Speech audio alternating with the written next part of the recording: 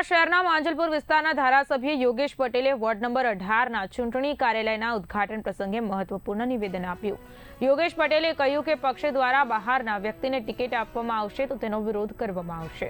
વિસ્તારમાં વર્ષોથી કાર્યરત અને પક્ષ માટે કામ કરનારા સ્થાનિક કાર્યકરોને જ ટિકિટ આપવી જોઈએ. આ ઉપરાંત વાસના ભાયલી રોડ સહિતના વિસ્તારોમાં વિવાદિત બેનરો પણ લાગ્યા છે. આ બેનર કોણે લગાવ્યા છે તે તપાસનો વિષય છે. આમ સ્થાનિક સ્વરાજ્યની ચૂંટણી પહેલા રાજકારણ ઉનાળાની ગરમીની જેમ વધુ ગરમી પકડી રહ્યું છે. સાથે જ શિસ્તબદ્ધ ભાજપમાં પણ હવે ઉકળાટ જોવા મળી રહ્યો છે.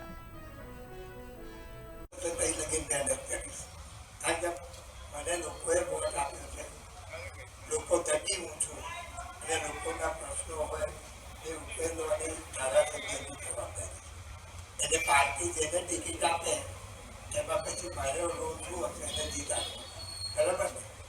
એટલે મહેરબાની કરીને કોઈ અબોલા ના કરતા મારી જોડે, પાર્ટી નક્કી કરવાની.